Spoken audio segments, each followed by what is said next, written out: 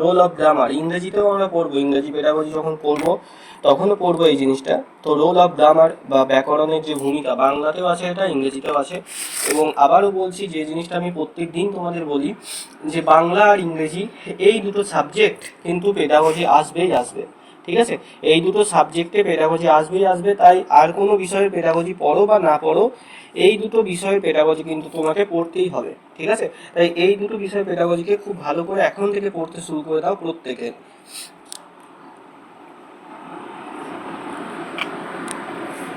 দেখো, তো আজকে আমরা প্রথমে আসি ব্যাকরণ। তো এই ব্যাকরণ জিনিসটা কি, তাই তো সবার প্রথম যদি তোমাকে কেউ জিজ্ঞেস করে যে আচ্ছা ব্যাকরণ বলতে অ্যাকচুয়ালি কি বোঝো, তুমি হকচকিয়ে যাবে, তাই না, যে ব্যাকরণ আবার কি।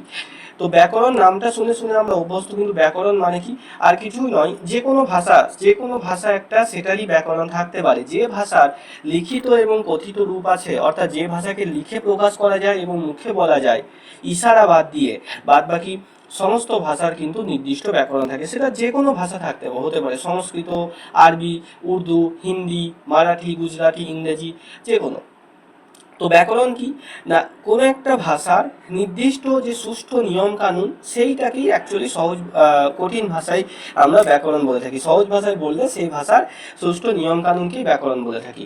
দেখো, ভাষা হলো আমাদের একমাত্র পন্থা যার মাধ্যমে আমরা আমাদের মনের ভাবকে বাইরে প্রকাশ করতে পারি। আমরা আগে পড়েছি, তাই তো, প্রোডাক্টিভ স্কিল, রিসেপটিভ স্কিল, এগুলো সম্পর্কে নতুন ব্যাচেও পড়বো আমরা, তখন আবার আবার রিভিশন হবে তোমাদের।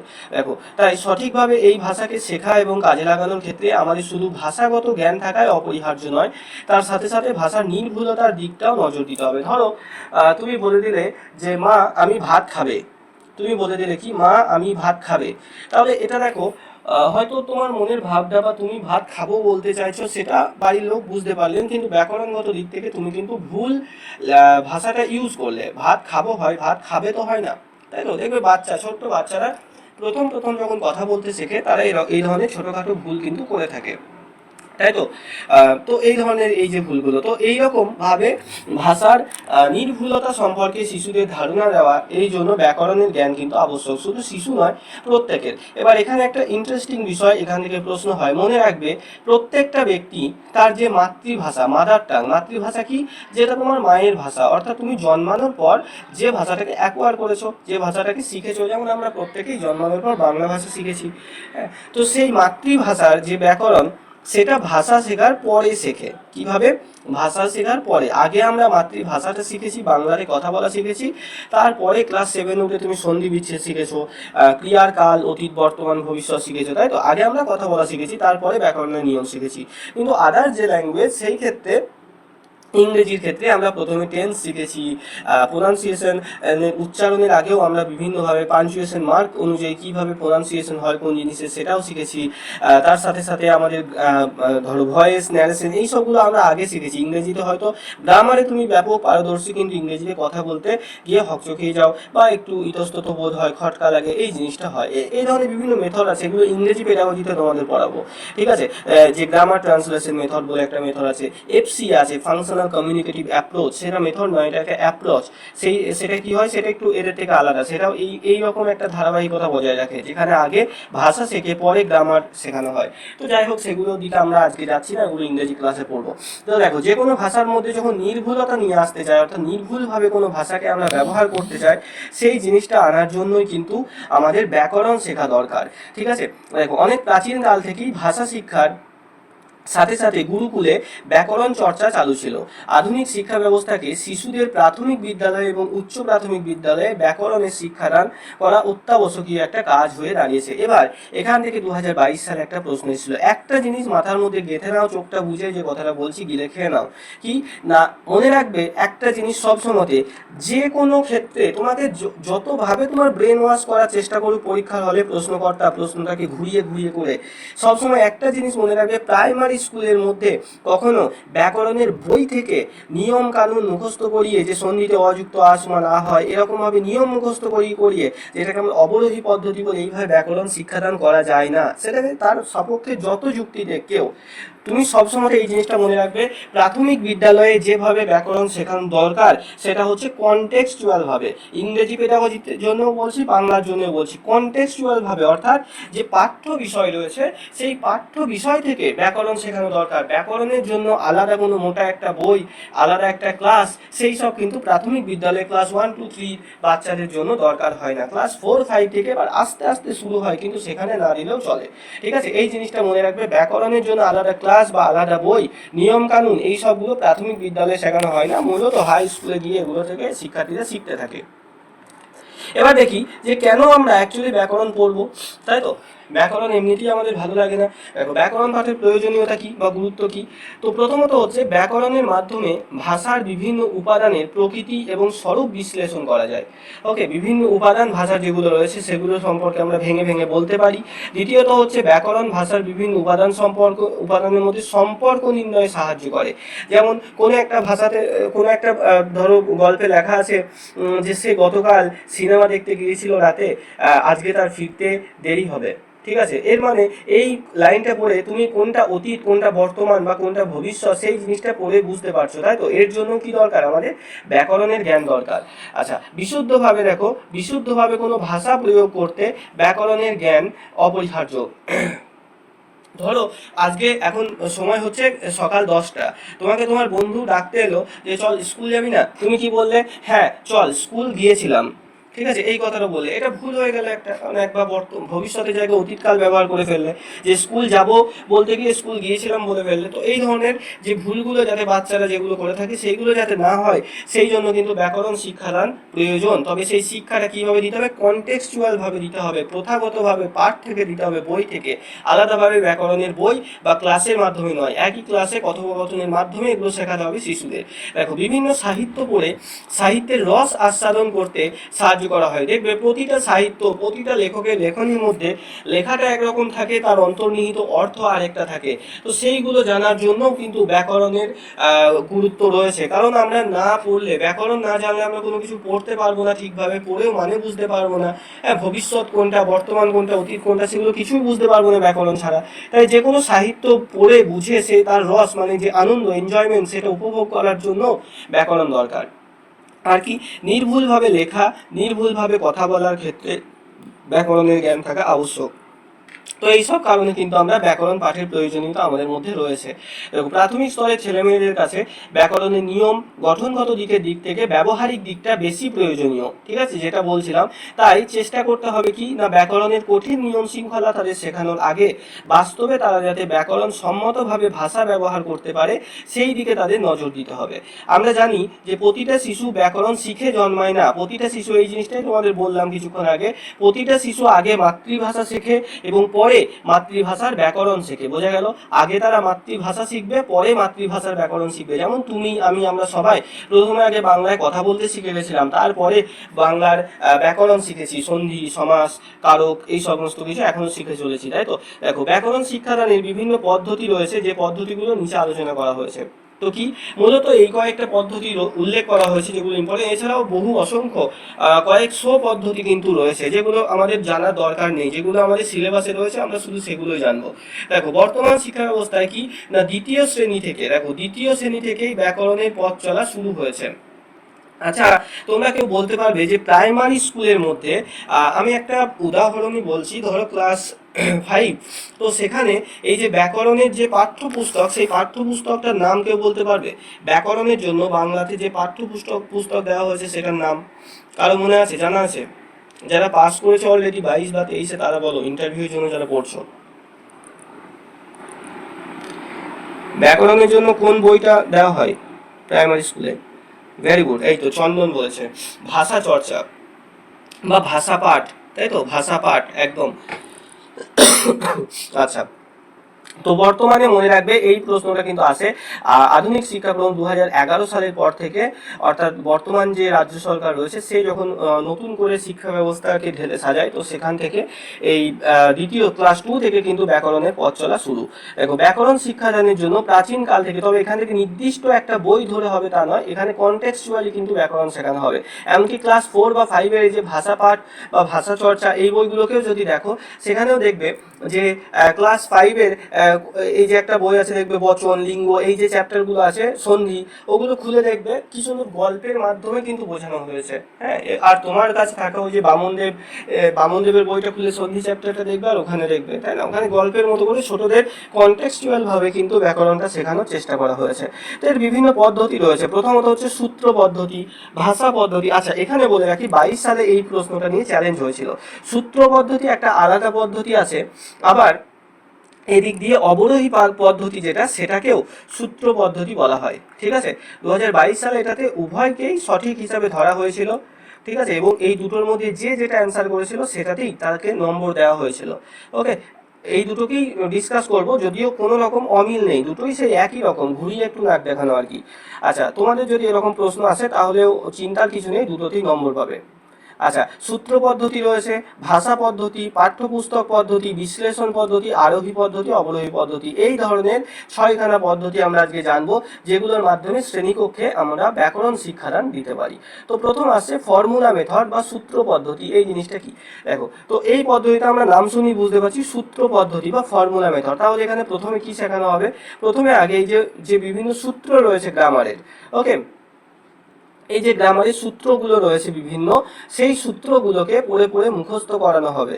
ওকে, যেমন সন্ধির ক্ষেত্রে বিভিন্ন সূত্র রয়েছে, অ যুক্ত আকার, হ্যাঁ, সমান আকার হয়, এরকম এই যে সূত্রগুলো, সেই সূত্রগুলোকে আগে মুখস্থ করানো হবে। ব্যাকরণ বইগুলোতে প্রত্যেক সূত্রের সঙ্গে অনেক উদাহরণ দেওয়া থাকে, দেখবে ব্যাকরণ বইগুলো এইভাবে লেখা, এইভাবে সূত্রটা আছে, তারপরে নিচে নিচে উদাহরণ দেওয়া রয়েছে। শিক্ষার্থীরা সূত্রগুলো মুখস্থ করার পর উদাহরণগুলোর মধ্যে সূত্রগুলির প্রয়োগ কিভাবে ঘটেছে তা বুঝবার চেষ্টা করে। ঠিক আছে, তোমাকে বলে দিল যে অতীতকাল এটাকে বলে, ঘটমান বর্তমান এটাকে বলে, পুরা ঘটিত অতীত এটাকে বলে, এইভাবে বলে দিল। তারপরে উদাহরণ দিয়েছে যে রাম গতকাল স্কুলে যাচ্ছিল, এটা কোন ধরনের কাল, ক্রিয়ার কাল নির্ণয় করো। হ্যাঁ, সে 500 বছর আগে সেখানে জন্মেছিল, তো এটা কি কি ধরনের ক্রিয়ার কাল নির্ণয় করো। তো এরকম, অর্থাৎ প্রথমে তোমাকে সংজ্ঞাটা দিয়ে দেবে, সূত্রটা দিয়ে দেবে, দেন তোমাকে কি দেবে, উদাহরণ দেবে। অর্থাৎ অনেকটা ওই অবরোহী পদ্ধতির মতোই, যেটা বললাম, এটা কি, এটাকে নিরস পদ্ধতিও বলা হয়।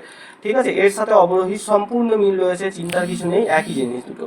দেখো, এটি অতি প্রাচীন পদ্ধতি, অনেক আগে শিশু কেন্দ্রিক শিক্ষার যে ধারণা আছে, সেই শিশু কেন্দ্রিক শিক্ষার ধারণা আসার অনেক আগে থেকেই এই সূত্র পদ্ধতি কিন্তু প্রচলিত, এবং এটা বর্তমানে এই পদ্ধতিটা কিন্তু খারাপ। ঠিক আছে, এইভাবে শিক্ষাদান করা শিশুদের উচিত নয় বলে মনে করা হয়েছে আধুনিক শিক্ষার মনোবিজ্ঞানীদের মতে। ওকে, দেখো, সূত্রের আকারে ভাষা ব্যবহার সংক্রান্ত সিদ্ধান্তগুলিকে লিপিবদ্ধ করা হয় বলে এই পদ্ধতিকে সূত্র পদ্ধতি বা সিদ্ধান্ত পদ্ধতি বলা হচ্ছে। বোঝা গেল? তাহলে সূত্র পদ্ধতি বা ফর্মুলা মেথডে প্রথমে ব্যাকরণের বিভিন্ন সূত্র, নিয়ম কানুন এগুলোকে মুখস্থ করানো হবে, তারপরে উদাহরণ দেওয়া হচ্ছে। দেখো, এটি দীর্ঘ প্রচলিত প্রাচীন একটা পদ্ধতি, ভেরি ইম্পর্টেন্ট, মনে রাখবে। তো ব্যাকরণ বইটি শিক্ষার্থীদের হাতে থাকলে তারা বাড়িতে শিক্ষকের সাহায্য ছাড়াই মুখস্থ করে নিতে পারে। একটা ব্যাকরণ বই আছে, সেখানে সন্ধির 100-150টা সূত্র দেওয়া রয়েছে, তাহলে আবার শিক্ষকের বা শিক্ষিকার কি দরকার, তাই না? বইটা দিলেই তো তারা মুখস্থ করে নেবে। তো সেই ধরনের জিনিসটাই হয়, যে কারণে প্রাচীনকালে, ঠিক আছে, প্রাচীনকালে এই পদ্ধতিতে শিশুদেরকে শিক্ষা দেওয়া হতো, যেটা বর্তমানে নিষিদ্ধ এবং ঠিকভাবে এটাকে দেখা হয় না। তবুও এই পদ্ধতিতে এখনো কিন্তু প্রচুর বই প্রকাশিত হয়, বেশিরভাগ বই কিন্তু এরকম, যেখানে সূত্রগুলোকে আগে শেখানো হচ্ছে। ঠিক আছে, আচ্ছা দেখো, বর্তমান শিক্ষার্থীদের পরীক্ষার নম্বর পাওয়ার যে ইঁদুর দৌড়ে, সেখানে মুখস্থ বিদ্যাটি বেশ কার্যকর। অর্থাৎ এই পদ্ধতিতে পড়াশুনো করে কি হয় না, তারা কোনো কিছু শিখতে পারে না, তারা শুধু একদম সেই ওষুধ খাওয়ার মতো এগুলো গিলে গিলে খেয়ে নেয়, মুখস্থ করে, আর পরীক্ষাতে 1 নম্বর পায়। এর বাইরে যে সৃজনী ক্ষমতা, নতুন কিছু তৈরি করার ক্ষমতা, নতুন কিছু আবিষ্কার করার ক্ষমতা, এইসব জিনিসগুলো কিন্তু আস্তে আস্তে লুপ্ত হয়ে যায়। ঠিক আছে, যেমন যে ধরো যোগ শিখবে, একটা যোগ বা একটা গুণ বা একটা ভাগকে তুমি বিভিন্নভাবে করতে পারো, কোনো একটা অঙ্ককে বিভিন্নভাবে করতে পারো। যে কোনো একটা অঙ্ককে বুঝবে, আগে বুঝে করবে, সে সেই অঙ্কটা 2-3 রকম ভাবে করতে পারবে, তাই তো? তার মানে তার মধ্যে ক্রিয়েটিভিটি তৈরি হচ্ছে। আর যে ওই অঙ্কটাকে মুখস্থ করবে সে শুধু এই মুখস্থ করার ওয়েতেই করতে পারবে, শুধু সেইভাবেই করতে পারবে, অন্য আর কোনোভাবে অঙ্কটাকে করতে পারবে না। ঠিক এই সমস্যাটা ব্যাকরণের ক্ষেত্রেও হচ্ছে। যারা এই সূত্র পদ্ধতিতে পড়াশুনো করছে শুধুমাত্র তারা সূত্রগুলো কষ্ট করে রাত জেগে মুখস্থ করে পরীক্ষা এক দ্বারা নম্বর পাচ্ছে, আর কিছু লাভ হচ্ছে না। এরপর আছে সিদ্ধান্ত বা সূত্র পদ্ধতির অসুবিধা কি কি রয়েছে। অসুবিধার এখানে শেষ নেই। দেখো, এটি অমনোবৈজ্ঞানিক একটা পদ্ধতি, অর্থাৎ কি, এটা শিশু কেন্দ্রিক শিক্ষাকে সমর্থন করে না। শিশু কেন্দ্রিক শিক্ষার যে নীতি রয়েছে চাইল্ড সেন্ট্রিক এডুকেশনে, সেটাকে সাপোর্ট করে না। এটা একটা প্রাচীন পদ্ধতি, অনেক আগে অবিজ্ঞানসম্মত একটা পদ্ধতি। এই পদ্ধতি অনুসরণে শিক্ষার্থীদের পাঠদান করালে ব্যাকরণ বিষয়ে তাদের ভীতি জন্মায়। অর্থাৎ যখনই তুমি দেখবে যে একবারে 10 পাতা একটা সূত্র মুখস্থ দিয়ে দিয়েছে, সেই যেমনটা তোমরা করেছিলে না ক্লাস 7-এ, নর নর নরা, তাই না, তারপরে ফলম ফলে ফলানি, এই সব যেগুলো আমার মনে নেই সব সংস্কৃত ব্যাকরণে, তো সেরকম যখন এক দ্বারা মুখস্থ করতে দেবে দেখেই ভয় পেয়ে যাবে, তাই না? তো এইটা একটা অসুবিধা যে শিক্ষার্থীদের মধ্যে ব্যাকরণের ভীতি তৈরি হয়ে যায়, গণিত ভীতির মতোই। অঙ্কে যেমন কেউ কেউ ভয় পাও, ভয় অঙ্ক হলো না, ঠিক সেরকম ব্যাকরণেও ভয় তৈরি হয়ে যায়। দেখো, শিক্ষার্থীদের মনে হতে পারে ব্যাকরণ বইটি যথেষ্ট, শিক্ষক না বোঝালেও চলবে। ঠিক আছে, অর্থাৎ ব্যাকরণ বইয়ের মধ্যে পড়া দেওয়া মানে সব কিছু লেখা আছে, শিক্ষক বা শিক্ষিকা কি করছেন, প্রত্যেকদিন পড়া দিচ্ছেন যে এখান থেকে এতদূর মুখস্থ করে আসবে নর নর নরা। হ্যাঁ, তুমি পরের দিন এসে নর নর নরা বলতে পারছো না, বেঞ্চির উপর কান ধরে দাঁড় করিয়ে দেওয়া হচ্ছে তোমাকে। ঠিক আছে, তো এই জিনিসটা ঘটছে। তো এখানে শিক্ষক বা শিক্ষিকা না থাকলেও সেই জিনিসটা কিন্তু শিক্ষার্থীরা পড়তে পারবে বাড়িতে, এই ধারণাটা শিক্ষার্থীদের মধ্যে তৈরি হচ্ছে, যেটা খুব খারাপ একটা মানে হ্যাবিট। আচ্ছা, তারপরে কি, শিক্ষার্থীরা যা শেখে সেটা দৃঢ়স্থায়ী হয় না। দেখো না, কষ্ট করে তো ক্লাস 7-এ মুখস্থ করেছিলে, তাই না, নর নর নরা, তারপর লতা লত লতা, সাধু দিয়ে কি একটা ছিল, যাই হোক, তো সেগুলো কি মনে আছে এখন? আর মনে নেই গো, তাই তো? এবার যারা সংস্কৃতে অনার্স টনার্স করেছে তাদের মনে থাকতে পারে, তবে আমারও ছিল ক্লাস 7-এ সংস্কৃত, তখন স্কুলে, আমারও তো মনে নেই। তো এই জিনিসগুলো, অর্থাৎ এগুলো যেহেতু আমরা নির্বোধভাবে মুখস্থ করি, ইংরেজি পেডাগজি টার্মে যেটাকে রোট মেমোরাইজেশন বলা হয়, তো সেই জন্য কিন্তু এগুলো মনে থাকে না, দীর্ঘস্থায়ী হয় না। ওকে, দেখো, এই পদ্ধতিতে শিক্ষার্থীরা নিজস্ব বোধ বুদ্ধির প্রকাশ ঘটে না, নিজস্ব বিচার বুদ্ধির প্রকাশ ঘটে না, যে কারণে এটা দীর্ঘস্থায়ী হয় না। নেক্সট দেখো, ভাষা পদ্ধতি। তাহলে সূত্র পদ্ধতি সম্পর্কে মোটামুটি ক্লিয়ার ধারণা পাওয়া গেল কিনা বলবে? বোঝা গেছে? কারো কোনো সমস্যা আছে বলো সূত্র পদ্ধতি সম্পর্কে? লাস্টের পয়েন্টটা সৌভিক, বেশ বলে দিচ্ছি। আচ্ছা, বাকিরা বলো। দীপিকা, গোলাম, হাবিবুর, হারাধন, জয়ন্ত, কাকলি, মাসুমা, মৌসনা, নাসিম, নিবেদিতা, পাপিয়া, ওকে, পূজা, রবীন্দ্রনাথ, পিঙ্কি, বলো সব বোঝা গেছে ঠিকঠাক? হ্যাঁ, লাস্টের পয়েন্ট বলে দিচ্ছি, দাঁড়াও।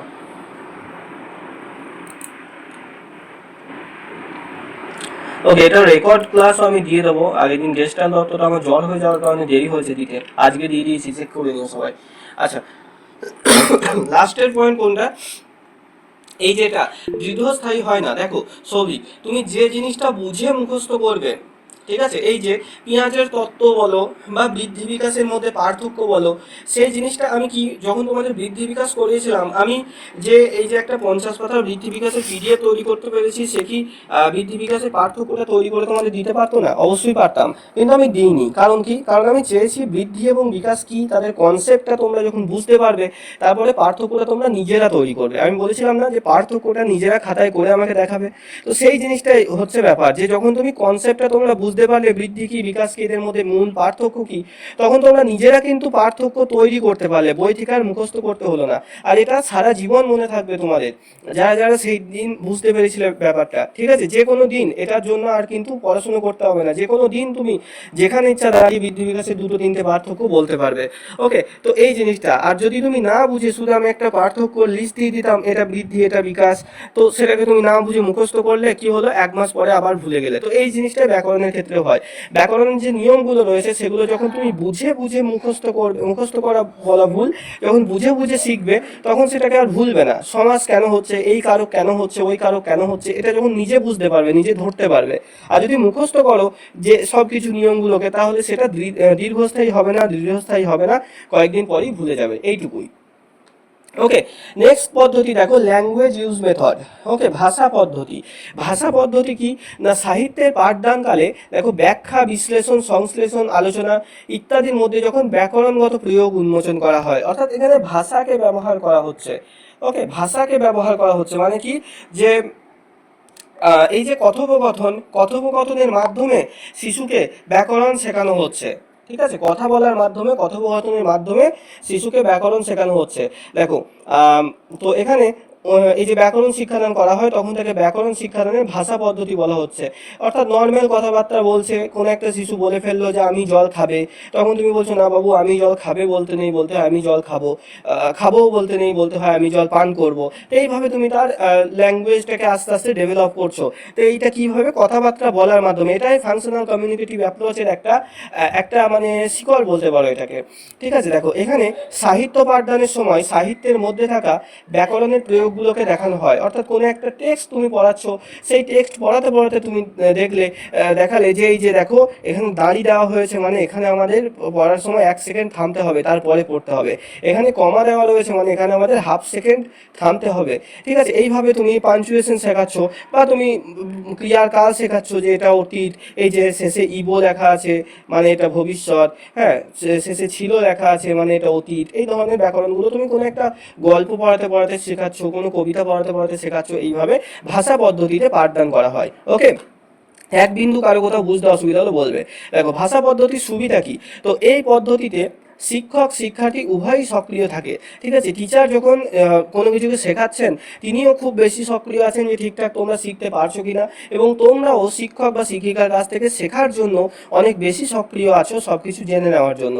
ঠিক আছে, অর্থাৎ এটা কিন্তু এই দিক থেকে কিন্তু পজিটিভ আমরা পাচ্ছি, যে একদিক থেকে টিচারও খুব বেশি সক্রিয় রয়েছে, এই দিক থেকে স্টুডেন্টরাও শেখার জন্য সক্রিয় রয়েছে। এটা খুব ভালো একটা ব্যাপার এই এনভায়রনমেন্টটা। ওকে, দ্বিতীয়ত কি, ব্যাকরণ চর্চা ধারাবাহিকভাবে এগিয়ে চলে, ধারাবাহিকভাবে। অর্থাৎ এমন নয় যে একদিনে একবারে সমাজ কারক সব শেষ করে দিলাম, পরের দিন এসে সব ভুলে গেল শিক্ষার্থীরা, এমন নয়। ঠিক আছে, আস্তে আস্তে আস্তে আস্তে ধীরে ধীরে এগিয়ে চলবে।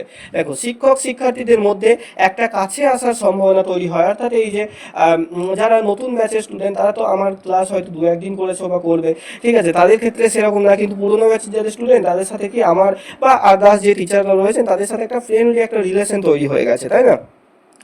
এমনকি এমন রিলেশন যে কারোর মনের দুঃখ সেও ফোন করে বলে যে স্যার এই হয়েছে আজকে, ওই হয়েছে আজকে। বা কারোর খুব বেশি আনন্দ হলে সেও ফোন করে বলে। কেউ একটা এই যে কেভিএসে জব পেলো দুজন, আমাদের সুমন ছিল আরেকজন ছিল, তো তারাও ফোন করে বললো। এই যে জিনিসটা তৈরি হয়ে যাচ্ছে, অর্থাৎ টিচিং লাইনে থেকে টিচারদের সাথে স্টুডেন্টদের একটা ফ্রেন্ডলি একটা অ্যাটমসফিয়ার তৈরি হচ্ছে। এটা প্রতিটা ক্ষেত্রে, প্রাইভেট টিউশন বলো বা প্রাইমারি স্কুল বলো বা হাই স্কুল বলো, বা তোমরা যাদেরকে টিউশন পড়াও সেই ক্ষেত্রেও বাচ্চা বাচ্চা ছেলেদের সাথে তোমার একটা বন্ধুত্বপূর্ণ সম্পর্ক তৈরি হয়, তাই না? তো এই জিনিসটা কিন্তু হয়ে যায় এই ভাষা শিক্ষা পদ্ধতির মাধ্যমে, শিক্ষা দেওয়ার মাধ্যমে। ভাষা পদ্ধতিতে যখনই তুমি শেখাচ্ছ, তখনই শিশুর সঙ্গে বা শিক্ষার্থীর সঙ্গে তোমাকে কথা বলতে হবে, আর কথা বললেই তার সাথে বন্ধুত্ব হবে। আচ্ছা, তারপরে দেখো সাহিত্যের সঙ্গে এই পদ্ধতির সম্পর্ক থাকায় ব্যাকরণ পাঠটি আনন্দদায়ক হয়। ওকে, সাহিত্যের সঙ্গে যেহেতু এটা সম্পর্ক রয়েছে, সাহিত্য যে কোনো সাহিত্য, হায়ার স্টাডিতে ধরো গ্র্যাজুয়েট করছে কেউ, সে ধরো সেখানে কোনো কিছু পড়ছে, হ্যাঁ ধরো আনন্দমঠ রয়েছে, হ্যাঁ হাসুলি বাঁকের উপকথা পড়ছে। তো এই ধরনের বড় বড় লেখনীগুলো পড়ার সময় সেখানকার মধ্যে যে ব্যাকরণ রয়েছে সেগুলোও তারা টিচারদের কাছ থেকে জানতে পারে, এবং এই যে টেক্সটের মাধ্যমে ব্যাকরণ শেখা, সেটা সব থেকে বেশি আনন্দদায়ক হয়। তাই তো দেখবে এই যে 2011 সালের পরে এই যে বললাম না যে বইগুলো তৈরি হয়, দেখো প্রথমত তোমরা সম্ভবত আমরা যে বই পড়াশোনা করে এসেছি সেটা ছিল এই যে বাম আমলের বই, তাই তো? সেখানে গ্রামার পার্টটাকে দেখবে আলাদাভাবে দেওয়া হতো ইংরেজির ক্ষেত্রে। গ্রামারে ভয়েস শেখানো হতো, ন্যারেশন শেখানো হতো, তাই না? এবং সেগুলোর জন্য মনে পড়ছে যে একটা সরি ডাফ অ্যান্ড দত্তর একটা বই পাওয়া যেত সাদা রঙের, সেটা কিনে এনে প্র্যাকটিস করতে হতো গ্রামার, তাই তো? 9-10-এ করতাম আমরা। তো সেই জিনিসগুলো দেখেছিলে। এবার দেখবে বর্তমান যে 2012 সাল থেকে যে বইগুলো এলো, সেখানে কি দেখবে এই যে কনটেক্সচুয়াল গ্রামার, শিশুকেন্দ্রিক শিক্ষাকে অনুসরণ করে সেটা কিন্তু দেওয়া হয়েছে। ঠিক আছে, তো এই জিনিসটা কিন্তু পালন করা হয়েছে। সব বই যে খুব ভালো তা নয়, কিছু কিছু বই একদম যারা অকাজেরও রয়েছে, যেমন পরিবেশ বিজ্ঞান বইটা দেখবে প্রাইমারি স্কুলের, গল্পে ভরা, পড়াশুনো নেই। তো এরকম যাই হোক, তো ইংরেজির ক্ষেত্রে দেখবে ক্লাস 7, 8, 9-এর অ্যাক্টিভিটি বলে থাকে না, অ্যাক্টিভিটি 1, অ্যাক্টিভিটি 2, যারা টিউশন পড়াও রিলেট করতে পারবে। এবং সেখানে দেখবে যে ভয়েস চেঞ্জ, ন্যারেশন চেঞ্জ আছে, সেটা ওই আগের গল্প থেকে, ধরো হ্যাপি প্রিন্স, ক্লাস 8-এ আছে না হ্যাপি প্রিন্স, তো এই হ্যাপি প্রিন্স থেকেই কয়েকটা লাইন তুলে দিয়ে সেটাকে ভয়েস চেঞ্জ করতে বলছে, সেটাকে ন্যারেশন চেঞ্জ করতে বলছে। এই ধরনের গ্রামারটাকেই বলা হচ্ছে কনটেক্সচুয়াল গ্রামার। এটা আনন্দদায়ক। ওকে, অর্থাৎ যে পার্টটা পড়েছে সেই পার্ট থেকে গ্রামার করতে দেওয়া হচ্ছে। আচ্ছা, ভাষা পদ্ধতির অসুবিধা কি কি রয়েছে? দেখো, ভাষা পদ্ধতির অসুবিধা, প্রথমত এই পদ্ধতি সম্পূর্ণ করতে অনেক বেশি সময় লাগে, অনেকটা বেশি টাইম টেকিং হয় এটা। আর কি, এটিকে স্বয়ং সম্পূর্ণ পদ্ধতি বলা হয় না, এটা টোটাল একা ফুলফিল হয় না। ভাষা পদ্ধতি মানে সমস্ত টোটাল যে ব্যাকরণের সিলেবাস, সব ব্যাকরণটা এই ভাষা পদ্ধতির মাধ্যমে শেখানো যায় না। কারণ সমাজ, কারক, এগুলোকে তুমি কিভাবে কথা বলার মাধ্যমে শেখাবে? কথা বলার মাধ্যমে কোনটুকু শেখাতে পারবে তুমি? ক্রিয়ার কাল, অতীতকাল, বর্তমানকাল, ভবিষ্যৎকাল, কখন কি বলতে হয়, হ্যাঁ, এই সব জিনিসগুলো কথা বলার মাধ্যমে, ভাষার মাধ্যমে শেখাতে পারবে। কিন্তু সমাজকে কিভাবে তুমি কথা বলে শেখাবে, তাই না? তো এই ক্ষেত্রে সবটা, গ্রামারের সব পার্টটা কিন্তু এই পদ্ধতিতে শেখানো যায় না। আর কি, যোগ্যতা সম্পন্ন শিক্ষক বা শিক্ষিকা ছাড়া এই পদ্ধতি প্রয়োগ কিন্তু সম্ভব নয়। স্বল্প মেধার যে শিক্ষার্থী, তারা এই পদ্ধতি সম্পূর্ণ অনুসরণ করতে পারে না। অর্থাৎ একটু যারা শ্রেণীকক্ষে পিছিয়ে পড়া, বা একটু গ্রামারটা কম বোঝে, বা বিভিন্ন কারণে ব্যাকরণের প্রতি তাদের একটা ভয় তৈরি হয়ে গেছে, বা ব্যাকরণের উপর গুরুত্ব দেয় না, তাদের ক্ষেত্রে এখানে অসুবিধা হয়, তারা বুঝতে পারে না, হীনমন্যতায় ভোগে। ওকে, নেক্সট পদ্ধতি দেখো, বিশ্লেষণ পদ্ধতি। ওকে, এই বিশ্লেষণ পদ্ধতিতে কি হচ্ছে? কিছুই না, শুধু বিশ্লেষণ করে দেখানো হচ্ছে। ঠিক আছে, দেখো, এই পদ্ধতি, দেখো, সম্পূর্ণ বিশ্লেষণের দ্বারা ব্যাকরণের সূত্রগুলো বারবার শিক্ষার্থীদের কাছে উপস্থাপন করে ব্যাকরণ শিক্ষাদান করা হয়। দেখো, যে পদ্ধতি দ্বারা, তাকে বিশ্লেষণ পদ্ধতি বলে। অর্থাৎ যে ব্যাকরণের সূত্রগুলো আছে, সেই সূত্রগুলোকে ডাইরেক্ট রোট মেমোরাইজেশন করানো হচ্ছে না, অর্থাৎ ডাইরেক্ট সেগুলোকে মুখস্থ করিয়ে দেওয়া হচ্ছে না। সেটাকে কি করানো হচ্ছে? সেই সূত্রটা কেন এসেছে সেটাকে ভেঙে ভেঙে শিক্ষার্থীদেরকে দেখানো হচ্ছে। এটাই বিশ্লেষণ পদ্ধতির মূল বৈশিষ্ট্য। বোঝা গেল? আমরা প্রথম যেটা বলেছিলাম, ভালো করে মনে করো, সূত্র পদ্ধতি, সেখানে কি বললাম? যে ব্যাকরণের সূত্রগুলোকে শুধু মুখস্থ করিয়ে দেওয়া হচ্ছে। কিন্তু বিশ্লেষণ পদ্ধতিতে সেই সূত্রগুলো কোথা থেকে এসেছে, কেন হচ্ছে, সেটাকেও আবার ভেঙে ভেঙে কিন্তু বোঝানো হচ্ছে। ওকে, এই জিনিসটা মনে রাখবে। দেখো, শিক্ষার্থীদের পরিচিত জগৎ থেকে উদাহরণ তুলে বিশ্লেষণের দ্বারা সূত্রগুলো মর্মার্থ শিক্ষার্থীদের কাছে তুলে ধরা হয়। অর্থাৎ সূত্রগুলো কোথা থেকে এসছে, জিস্ট কি, সেটাকে তুলে ধরা হচ্ছে এই পদ্ধতিতে। এই পদ্ধতিটার নাম কি? অ্যানালিটিক মেথড বা বিশ্লেষণ পদ্ধতি। দেখো, বিশ্লেষণ পদ্ধতির কয়েকটা সুবিধা রয়েছে। যেমন এই যে প্রথমত শিক্ষার্থীরা বিশ্লেষণ করতে পারে। তুমি যখন এই যে ধরো a+b² এটা তোমাদের ম্যাথের স্যার দেখিয়েছিলেন স্কুলে, তাই তো? এই যে সূত্র, সেটা কেন হচ্ছে, কোথা থেকে আসছে, সেইগুলোকেও ভেঙে ভেঙে দেখানো যায়। তো যখন তোমার ম্যাথ টিচার তোমাকে ভেঙে দেখালেন সূত্রটা কোথা থেকে আসছে, কেন হচ্ছে, হ্যাঁ, তো সেই ক্ষেত্রে কি হচ্ছে, শিক্ষার্থীরা, অর্থাৎ যারা শিখেছে, তারাও পরে বিভিন্ন কিছুকে ভেঙে ভেঙে এরকমভাবে নির্ণয় করতে পারছে। তাদের মধ্যে বিশ্লেষণ ক্ষমতা, এটা কিন্তু আস্তে আস্তে বৃদ্ধি পাচ্ছে। দ্বিতীয়ত কি, এখানে উদাহরণগুলো ভেঙে বিশ্লেষণের মাধ্যমে দেখানো হয় কিভাবে উদাহরণ থেকে সংজ্ঞা বা সূত্র তৈরি হচ্ছে। অর্থাৎ উদাহরণ ভেঙে ভেঙেও দেখানো হচ্ছে, ফলে বিষয়টা শিক্ষার্থীদের মনে গেঁথে যায়। এই ক্ষেত্রে তাদের এই যে রোট মেমোরাইজেশন, হ্যাঁ, যে নিরসভাবে শুধু যান্ত্রিকভাবে না বুঝে পরপর করে মুখস্থ করে যাওয়া, এই জিনিসটা থেকে তারা রেহাই পায় শিক্ষার্থীরা। ঠিক আছে, তারা একটু আনন্দের সাথে শিখতে পারে যখন সূত্রগুলোকে ভেঙে ভেঙে বোঝানো হয়। ওকে, দেখো, বিশ্লেষণের ফলে বিষয়টি শিক্ষার্থীদের মধ্যে নিরস মনে হয় না, অর্থাৎ এই যে বোরিং লাগে না। ঠিক আছে, আমি যদি সন্ধি শাখাতে এসে শুধুমাত্র সূত্রগুলো এরকম ভাবে লিখে দিই আর পরপর রিডিং করে যাই, তোমাদের কি শুনতে ভালো লাগবে? ভালো লাগবে না। কিন্তু কেন এই সূত্রটা ফলো হচ্ছে, কোন কোন ক্ষেত্রে এই সূত্রটা ফলো হবে, সেই জিনিসগুলো যখন ভেঙে বোঝাবো তখনই ভালো লাগবে, তাই তো? দেখো, বিশ্লেষণ পদ্ধতির কিছু অসুবিধা রয়েছে। যেমন যে কোনো বিশ্লেষণ মাত্রই সেটা হবে সময় সাপেক্ষ। নির্দিষ্ট সময়ে পাঠ্যসূচি শেষ করা কষ্টসাধ্য হয়। ওকে, উচ্চ মেধা সম্পন্ন শিক্ষার্থীর কাছে বিষয়টি একঘেয়েমি মনে হবে। অর্থাৎ যারা অলরেডি শিখে গেছে বা খুব বেশি বুদ্ধিমান, যারা এগুলো অলরেডি বাড়িতে শিখে এসছে, তাদের ক্ষেত্রে যখন টিচার সব সূত্র ভেঙে ভেঙে বোঝাবেন, সেই ক্ষেত্রে একটু একঘেয়েমি লাগবে। যেমন ধরো তোমাদের মধ্যে কেউ কি নাম গ্রোথ অ্যান্ড ডেভেলপমেন্ট চ্যাপ্টারটা খুব ভালো করে পড়েছো, বা এই যে এনভায়রনমেন্টাল জিওগ্রাফি যেটা রয়েছে পরিবেশের, সেটা খুব ভালো করে পড়েছো। তো আমি যখন নতুন ব্যাচে আবার ভেঙে ভেঙে সব কিছু বোঝাবো নতুনদের জন্য, তখন যাদের জানা আছে তাদের একটু বোরিং লাগবে, এটা একদম সত্যি কথা, তাই তো? তো এই জিনিসটাই সবার ক্ষেত্রে হয়। এরপর দেখো ব্যাকরণ পাঠ্যপুস্তক পদ্ধতি। পাঠ্যপুস্তক পদ্ধতি এটাকে টেক্সট বুক মেথড বলা হয়, বা এটাই হচ্ছে অ্যাকচুয়ালি কনটেক্সচুয়াল যেটা বলছিলাম সেটা। দেখো বর্তমান বিদ্যালয়গুলোতে পর্ষদ নির্দেশিত পাঠ্যক্রমের ভিত্তিতে রচিত পাঠ্য বইগুলো পড়ানো হয়। শিক্ষক বা শিক্ষিকা যদি গভীর ধৈর্য এবং অধ্যবসায়ের সঙ্গে ব্যাকরণের প্রতিটা বিষয় সাবলীলভাবে বুঝিয়ে দেন, তবে শিক্ষার্থীরা অতিমাত্রায় ব্যাকরণ পাঠে উৎসাহ বোধ করবে। বোঝা গেল? তাহলে এই যে পাঠ্যপুস্তক যেগুলো মানে ছাপা হচ্ছে সরকার থেকে, সেই পাঠ্যপুস্তকগুলোকে এমনভাবেই তৈরি করা হচ্ছে বর্তমানে যে যেটা আলাদা আর অন্য কোনো ব্যাকরণ বই পড়ার দরকার নেই, তার মধ্যেই ওই পাঠ্যপুস্তক থেকেই ব্যাকরণের শিক্ষাদান করা যাবে। তো যে সক্রিয় শিক্ষক শিক্ষিকারা আছেন তারা চাইলে সেই পাঠ্যপুস্তক থেকে সুন্দরভাবে কিন্তু শিক্ষার্থীদের ব্যাকরণের বিভিন্ন ধারণা বুঝিয়ে দিতে পারবেন। তো এই যে পাঠ্যপুস্তক থেকে ব্যাকরণের ধারণা বুঝিয়ে দেওয়ার যে পদ্ধতি, এটাকেই টেক্সট বুক মেথড বলা হয়। দেখো এখানে শিক্ষকের ভূমিকা কম হওয়ায় শিক্ষার্থীরা অতিমাত্রায় পুস্তক কেন্দ্রিক এবং মুখস্থ নির্ভর হয়ে পড়ে। ঠিক আছে, পাঠ্যপুস্তক কেন্দ্রিক হয়ে পড়ে শিক্ষার্থীরা, তারা নিজেরা চিন্তা করতে পারে না। ওকে, দেখো ব্যাকরণ পাঠ্যপুস্তক পদ্ধতি কয়েকটা সুবিধা আছে। প্রথমত কি না, এটা খুব তাড়াতাড়ি সিলেবাস শেষ হয়ে যাবে। তুমি পড়া দিয়ে দিলে, সন্ধি 5 পাতা আছে, তুমি 3 পাতা পড়া দিয়ে দিলে আজকে, 2 পাতা কালকে, ব্যাস সন্ধি শেষ, তাই না? তারা মুখস্থ করে চলে আসবে বই দেখে। তো এই জিনিসটার ফলে তাড়াতাড়ি সিলেবাস কিন্তু কমপ্লিট হয়ে যায়। দেখো শ্রেণীতে পাঠ নেওয়ার ক্ষেত্রে প্রত্যেক শিক্ষার্থীর কাছে বইটি থাকা বাধ্যতামূলক, ফলে শিক্ষার্থীরা মনোযোগ দিতে পারে। এটা একটা সুবিধা যে শিক্ষার্থীদের প্রত্যেকের কাছে বই থাকে, ফলে তারা দেখতে পারে বইটা, মনোযোগ দিতে পারে। দ্বিতীয়ত কি, শিক্ষক অল্প সময়ে এবং শিক্ষকের বা শিক্ষিকার যে পরিশ্রম সেটা খুব কম হয়। হ্যাঁ, এবং বিভিন্ন অধ্যায় ধরে আলোচনা করতে পারেন, অল্প সময়ে অল্প পরিশ্রমে সিলেবাস শেষ করা যায়। তৃতীয়ত কি, পড়ানো বাড়ির কাজ দেওয়ার ক্ষেত্রে শিক্ষকের পরিশ্রম অনেক কম হয়। তো এগুলো হয়েছে সুবিধা, যেগুলো একদমই ভালো নয় এই সুবিধাগুলো, তাই না? যে অল্প পরিশ্রম করে সিলেবাস শেষ করে দেবো, এই ভাবনাটাই ভুল। দেখো তারপরে ব্যাকরণ পাঠ্যপুস্তক পদ্ধতির অসুবিধা কি রয়েছে। দেখো অধিকাংশ ব্যাকরণ বই পুরনো পদ্ধতিকে অনুসরণ করে লেখা। ঠিক আছে, যেমন পুরনো পদ্ধতি মানে কি বলতো, এই যেটা আমরা প্রথমে পড়লাম, অর্থাৎ প্রথমে সংজ্ঞাগুলো দেবে, সূত্র দেবে, শেষে উদাহরণ দেবে, অর্থাৎ অবরোহী পদ্ধতিতে লেখা। ফলে শিক্ষার্থীদের কাছে বিষয়টি নিরস হয়ে যায়, তারা বুঝতে পারে না, এই এক গাদা মুখস্থ করতে হয় তাদের। এটা হচ্ছে অসুবিধা। কারণ যত ব্যাকরণ বই দেখবে, যে কোনো বই ব্যাকরণ এখনো তুমি নতুন কিনলে, সেগুলো সব কি সরকারি বই ছাড়া কেনা বই সব ওই রকম। প্রথমে সূত্র সংজ্ঞা মুখস্থ করো, সন্ধি নিয়মগুলো মুখস্থ করো, তারপর কয়েকটা উদাহরণ দিয়ে দিয়েছে, অনুশীলনী প্রশ্ন দিয়ে দিয়েছে, এরকম ভাবে তৈরি।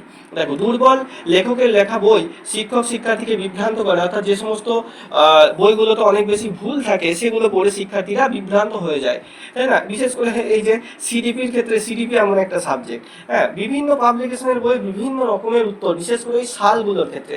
কোথাও দেখবে বাল্যকালের সময়সীমা, কোথাও 6 থেকে 11 পাবে, কোথাও 7 থেকে 12 পাবে, কোথাও আবার 8 থেকে 14 পাবে। আহিলি পাবলিকেশনে একরকম, হ্যাঁ, রীতা পাবলিকেশনে একরকম, এরকম। তো এগুলো শিক্ষার্থীদেরকে বিভ্রান্ত করে দেয়। শিক্ষার্থীরা অতিরিক্ত পুস্তক নির্ভর হওয়ায় তাদের নিজস্ব বুদ্ধি, ওকে, এটা বুদ্ধি হতো, নিজস্ব বুদ্ধি তাদের কাজ করে না, নিজস্ব বুদ্ধি কাজে লাগায় না তারা। ওকে, নেক্সট আমাদের দুটো ইম্পর্টেন্ট পদ্ধতি আসছে, একটা হচ্ছে অবরোহী আর একটা হচ্ছে আরোহী। দেন আমাদের এই চ্যাপ্টার কমপ্লিট হবে। এবার এতদূর পর্যন্ত আশা করি বোঝা গেছে। অবরোহী আর আরোহীটা খুব সুন্দরভাবে বুঝতে হবে, কেউ এই টাইমটা লেফট করবে না। তার আগে বলো এতদূর পর্যন্ত ক্লিয়ার হলো কিনা।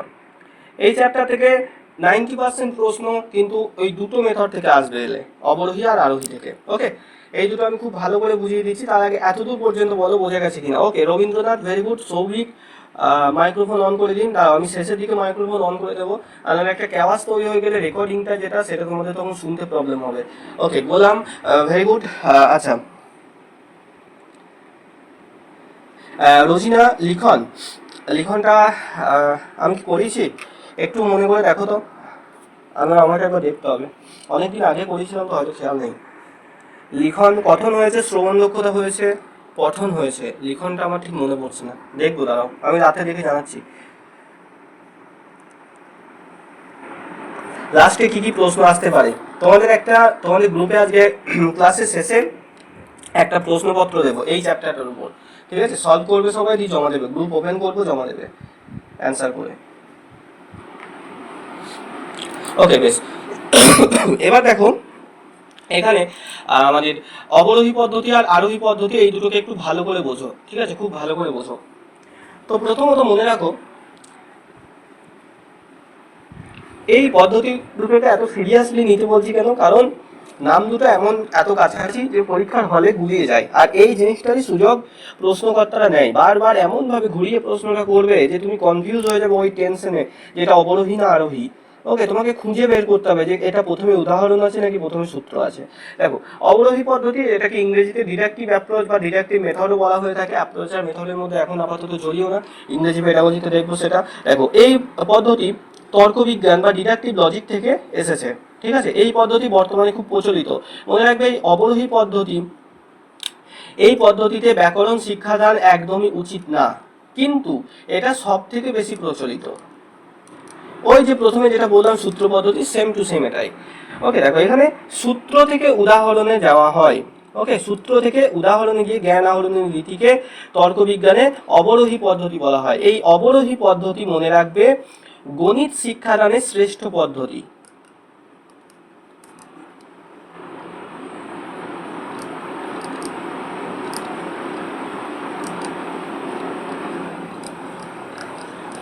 ওকে, এটা গণিত শিক্ষাদানের জন্য বেস্ট একটা মেথড, কিন্তু ব্যাকরণ শিক্ষাদানের ক্ষেত্রে সব থেকে খারাপ।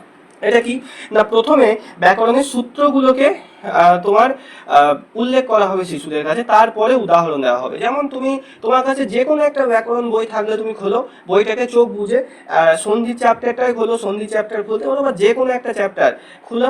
তারপর দেখো কি আছে না, সন্ধির নিয়ম রয়েছে, অযুক্ত আসমানা, হস্যযুক্ত দীর্ঘ সমান দীর্ঘ, এরকম ভাবে সন্ধির পরপর পরপর নিয়মগুলো রয়েছে। হ্যাঁ, ছক করে করে দেখো, প্রচুর নিয়ম রয়েছে, 1-150টা।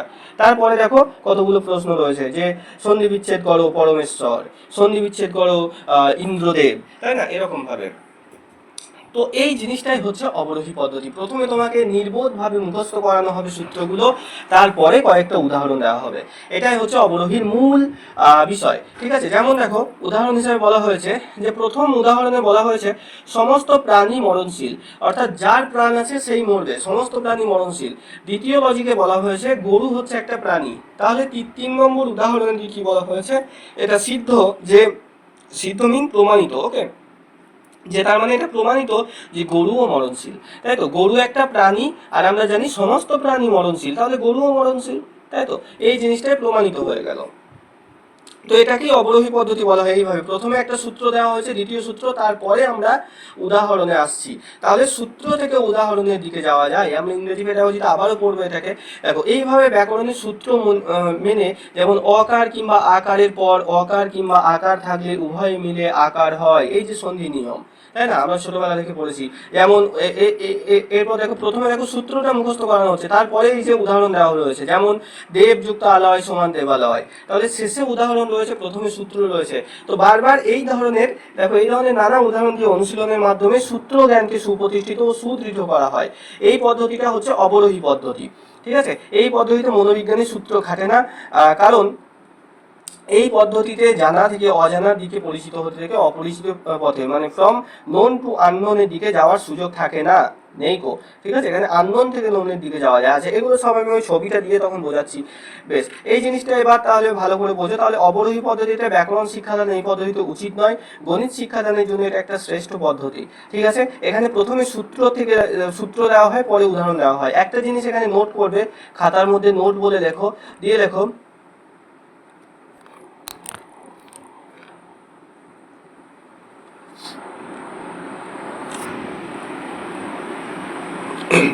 দেখো, যে সূত্র, এই যে সূত্র, সেটা কি অন্য নামে কি বলা হয়, সাধারণ। সূত্র হচ্ছে সাধারণ, আর উদাহরণ এটা হচ্ছে বিশেষ। তাহলে এখানে সাধারণ থেকে বিশেষের দিকে যাওয়া হচ্ছে, ঠিক আছে, সাধারণ থেকে বিশেষের দিকে যাওয়া হয় এটা। আচ্ছা, এই অবরোহী পদ্ধতিতে নেক্সট আমরা দেখবো আরোহী পদ্ধতি। প্রথমে বলে রাখি, এই যে আরোহী পদ্ধতি, এটা বর্তমানে এই পদ্ধতিকে শ্রেষ্ঠ বলে স্বীকার করা হয়েছে। মনে রাখবে, যদি প্রশ্ন আসে ব্যাকরণ শিক্ষাদানের শ্রেষ্ঠ পদ্ধতি কি, উত্তর করবে আরোহী পদ্ধতি। ওকে, আরোহমূলক দেখো তর্কবিজ্ঞানের মূল নীতির উপর ভিত্তি করে এই আরোহী পদ্ধতি পরিকল্পিত হয়েছে। এটি অবরোহী পদ্ধতির বিপরীত পদ্ধতি, অর্থাৎ এখানে প্রথমে উদাহরণ দেওয়া হবে, উদাহরণ থেকে সূত্রের দিকে যাবে। আগেরটা যাচ্ছিল সূত্র থেকে উদাহরণ, এটাই উদাহরণ থেকে সূত্র। প্রথমে উদাহরণ বিশ্লেষণ করে শেষে সূত্রমূলক সিদ্ধান্তে যাওয়া যায়। যেমন যদু মরণশীল, হরি মরণশীল, সমস্ত মানুষই মরণশীল। সূত্র ব্যাকরণের ক্ষেত্রে এই পদ্ধতিতে নিম্নরূপ প্রয়োগ করা যায়। যেমন কি প্রথমে দেখো, আগেরটা কি দেখছিলাম যে বলা ছিল অকার কিংবা আকারের পরে অকার কিংবা আকার থাকলে উভয় মিলে আকার হয়, এরকম ভাবে প্রথমে সূত্রটা দেওয়া হয়েছিল, তারপরে উদাহরণ দেওয়া হয়েছিল দেবালয়, হিমালয়। এই ক্ষেত্রে কি হবে, প্রথমে এরকম ভাবে এক্সাম্পল দিয়ে ভেঙে ভেঙে দেখানো হবে। হিমযুক্ত অচল, হিমাচল। এই যে দেখো এখানে অকার রয়েছে, দেন এটা আকারে পরিণত হয়েছে, তাই তো। এরকম ভাবে হিমযুক্ত আলয়, হিমালয়। দেবযুক্ত আলয়, দেবালয়। কথাযুক্ত অমৃত, কথামৃত। এই ধরনের প্রচুর উদাহরণ দেওয়া হয়েছে। তারপরে সূত্রটাকে লাস্টে দেওয়া হয়েছে যে অকার কিংবা আকারের পর অকার কিংবা আকার থাকলে দুয়ে মিলে আকার হয়। বোঝা গেল? তাহলে প্রথমে থাকবে উদাহরণ, নেক্সট তারপরে থাকবে সূত্র। তাহলে এটা কি আমরা পড়েছিলাম, সূত্র হচ্ছে কি সাধারণ, সূত্রকে অন্য নামে সাধারণ বলা হয়, আর উদাহরণকে বিশেষ বলা হয়। তাহলে বিশেষ থেকে সাধারণের দিকে যায় কোন পদ্ধতি? বিশেষ থেকে সাধারণের দিকে যাচ্ছে আরোহী পদ্ধতি। বিশেষ মানে উদাহরণ, সাধারণ মানে সূত্র। বিশেষ থেকে সাধারণ অর্থাৎ উদাহরণ থেকে সূত্রের দিকে যাচ্ছে আরোহী পদ্ধতি। এই জিনিসটা মনে রাখবে। এবার বোঝানোর জন্য একটা তোমাদের ছবি দেওয়া হয়েছে, দেখো এটা কি, এই যে পর্বতে উঠছে একটা ছেলে দেখতে পাচ্ছি, এটাকে কি বলা হয়? এটাকে বলা হয় পর্বত আরোহণ বলি তো আমরা, পর্বত আরোহী। এই ব্যক্তি যারা পর্বত আরোহণ করে তাদের আরোহী বলি। এই আরোহী থেকে আরোহী পদ্ধতিতে জানবে। যদি কারো ভুল হয়, ঠিক আছে, তাদের জন্য এই ছবিটা। আরোহী পদ্ধতিতে কি মনে করবে এবার, এই যে পর্বতের ছবিটা খাতাতে আঁকবে, এত ভালো আঁকতে না পারো এরকম ভাবে জাস্ট একটা পর্বত এঁকে নেবে এরকম, ঠিক আছে। এবার এই পর্বতের এই যে মাথা রয়েছে, এই জায়গাতে লিখে নাও কি, সূত্র। আর একদম এই যে পর্বতের পাদদেশ রয়েছে, গোড়ার দিকটা রয়েছে, এখানে লিখে নাও উদাহরণ। ভালো করে বোঝো, যারা পর্বতে ওঠে তাদের আমরা কি বলি? যারা পর্বতে ওঠে, এই যে যেমন ছেলেটা, এদের বলি পর্বত আরোহী। তো সেখান থেকে আরোহী পদ্ধতি এটা মনে রাখবে। সেখানে কোথা থেকে কোথা যাচ্ছি, এই যে পর্বতের নিচে থেকে উঠতে শুরু করেছে, যাবে কোথায়? পর্বতের একদম মাথায়। অর্থাৎ উদাহরণ থেকে যাচ্ছি কোথায়? সূত্রের দিকে। বোঝা গেল? তাহলে উদাহরণ থেকে সূত্রের দিকে কোন পদ্ধতি যায়? আরোহী পদ্ধতি। আর ঠিক এর বিপরীতটা উল্টে দিলে হবে অবরোহী পদ্ধতি। অর্থাৎ সূত্রটা নিচে, উদাহরণটা উপরে। যাদের মনে রাখাতে অসুবিধা তাদের জন্য এই ছবিটা, যদি তোমার মনে থেকে যায় ছবিটা নিয়ে মাথা ঘামানোর কোনো দরকার নেই। ওকে, তো টোটাল আমাদের এতদূর ছিল আজকের ক্লাসটা। এরপরে কয়েকটা ইম্পর্টেন্ট টার্ম আমি বলে দিই, এই ছবিটা একটু ভালো করে তোমরা করে নেবে যদি কারো ভুল হয় তাদের ক্ষেত্রে।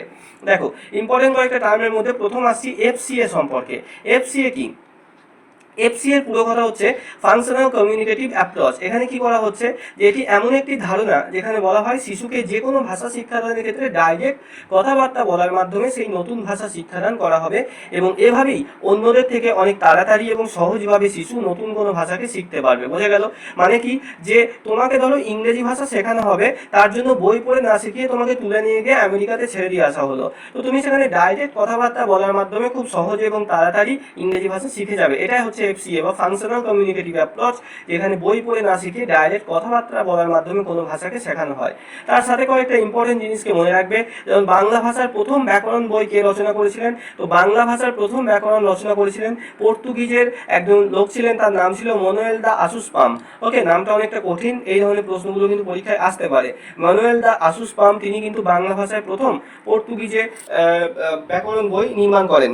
পরবর্তীতে দেখো ইংরেজ পণ্ডিত ব্রাসি হ্যালহেড নামক একজন লোক ছিলেন। তো তিনি দেখো হুগলি থেকে ইংরেজি ভাষায় বাংলা সাধু ভাষার ব্যাকরণ, অর্থাৎ রিটেন ছিল ইংরেজিতে, কিন্তু অ্যাকচুয়ালি বইটা ছিল বাংলা ভাষাকে নিয়ে।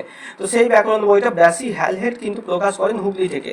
এই গ্রন্থে বাংলা অক্ষরে প্রথম মুদ্রণ কার্য শুরু হয়েছিল, তারপরে এটাকে বাংলাতে আবার মুদ্রিত করা হয়। এরপরে বহু ব্যাকরণ কিন্তু লেখা হয়েছিল। তো এই দুটো জিনিসকেও একটু মনে রাখবে। তো এতদূর পর্যন্ত আমাদের টোটাল গ্রামারের ক্লাসটা আজকে ছিল, গ্রামারের ভূমিকা। এতদূর পর্যন্ত এবার বলো প্রত্যেকের বোঝা গেছে কিনা।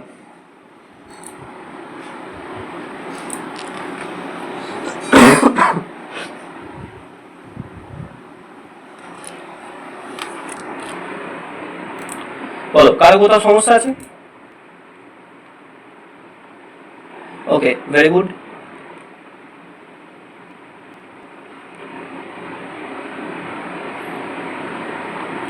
ঠিক আছে, চলো তাহলে আজকে অনেকটা রাত হয়ে গেল, আজকে এত দূর থাক। ওকে, নেক্সট দিন আবার ক্লাসে দেখা হবে। চলো টাটা সবাইকে। আমি পিডিএফ আর রেকর্ড ক্লাস দিয়ে দেবো তোমাদের।